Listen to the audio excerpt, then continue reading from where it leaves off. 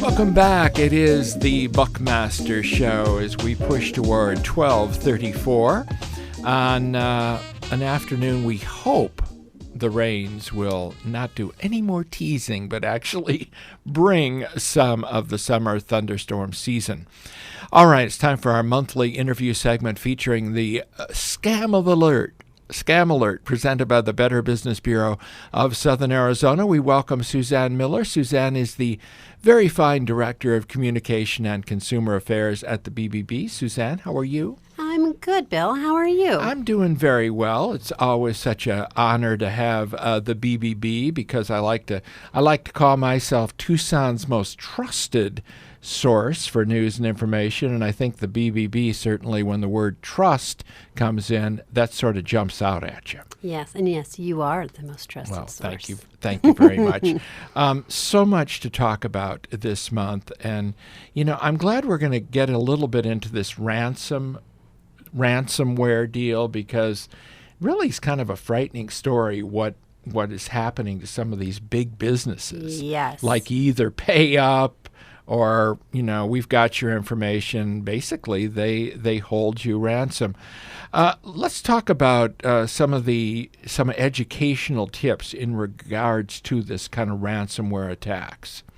Well, thank you for allowing us to talk about this because it is pretty serious right now. I mean, basically, there's a regular occurrence locking computers and networks, and it's basically using a file encryption software with hackers demanding payment through, I don't know if you've heard of this, Bitcoin or other non-traceable cryptocurrency. Yeah, I've heard about that, yeah. Yeah, and they want that to release the data, and people are paying it because they don't have the backup that we really encourage people to do in order to, pull all of the information back.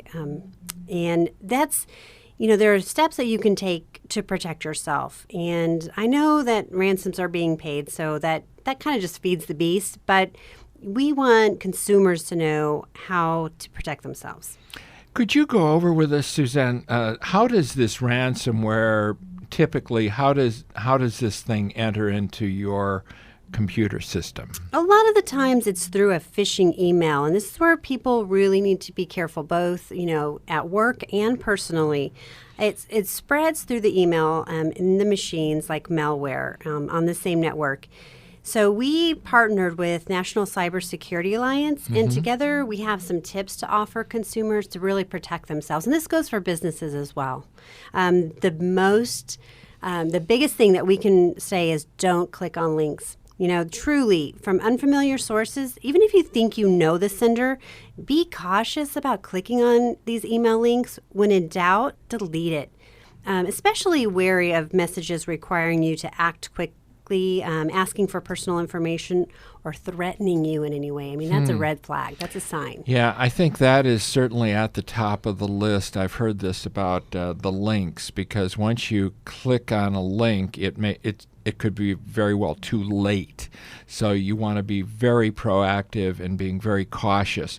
What about the machines, your particular machines themselves, trying to keep them clean of viruses? Yes, that's a big thing. If you're opening up these emails and clicking on the links, something could be running in the background that you don't even know about. So keep your machines clean. Prevent infections by really updating critical software as soon as patches are available on new operating system versions. They're always available. Include mobile and other internet-connected devices. Don't just think about your computer. I know I've said this a million times, but it is critical. Make sure that you have up-to-date software on your computers. Like Windows did an upgrade on my home computer, I don't know, about a week ago, and this was a major upgrade. I thought, some of them it just takes a few minutes, it's 30% finished in about 5 minutes. This was a big upgrade, and some people say, well, if you're told in advance, like this, allow time, they don't want to get into it, but make the time for these upgrades. upgrades. What would be worse is all of your information getting destroyed or getting ransomed, and you just don't want to take that chance. And how wonderful that software companies are offering to you these free software updates. Yeah, and I felt better, Suzanne, after it was over. Yeah, it took a while, but it almost took about an hour. But I felt more secure. Well, and the whole point of that is so that they can give you the patches needed to keep you safe. So don't ignore those updates when they come your way. How about passwords? We always talk about the passwords. In cases where passwords are still used, requiring long, strong, and unique passwords are the key to hardening your account against intrusions. Using the strong authentication, I know you hear about the two-point authentication. It's really important, especially critical networks, to prevent access through stolen or hacked credentials. Check out our tips. We have some great tips at Lock Down Your Login, noted on our website at tucson.bbb.org. It's called Lock Down Your Login, and it's got a lot of other tips. We're kind of going through this quickly, but these are all noted here on our website. And, of course, have a backup system. I've got one, so all of my critical information is being backed up at all times. Yes, it's so important, and it's really simple to do. Just mark it on your calendar every month to pull it down and save it to another device, and that way you don't lose the information. If it does happen to get ransomed, you don't have to pay anything. You have all the information to rebuild your system. What about business owners? Special precautions for those folks? You need to take special precautions when it comes to protecting your customers' information. It's not just about you. So one of the BBB standards for trust is to protect any data collected against mishandling and fraud, collect personal information only as needed, and respect the preferences of consumers regarding the use of their information. One of the ways businesses can safeguard privacy is by taking BBB's 5 steps to better business cybersecurity, which they can also read on our website. And a direct link is bbb.org/cybersecurity. Very as good simple advice. as that.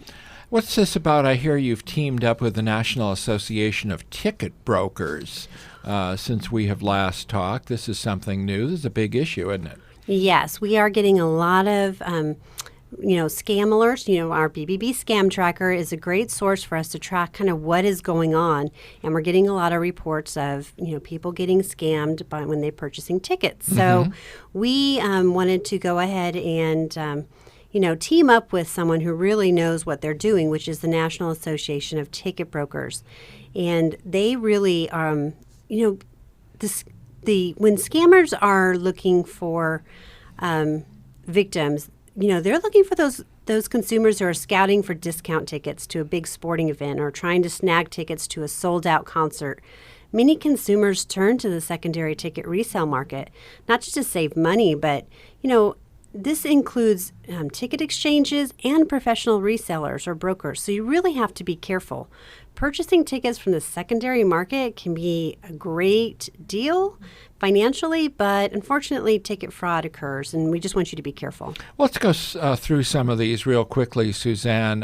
Some tips about avoiding fraudulent ticket purchasing. I guess you can start with purchasing right from the venue. That's probably the best way, right? It really is. Whenever possible, use the official ticket sales agent from the venue because, the secondary sales options, that's where you're getting into question. And you got to consider your source. Know the difference between a professional ticket broker, a legitimate accredited reseller, a ticket scalper, an unregulated and unlicensed ticket seller, and a scammer selling fraudulent tickets. You need to know the red flags. And you have more on bbb.org about this. Yeah, you can look at our site, bbb.org, to learn what other customers have experienced by looking up, the reseller that you're looking into.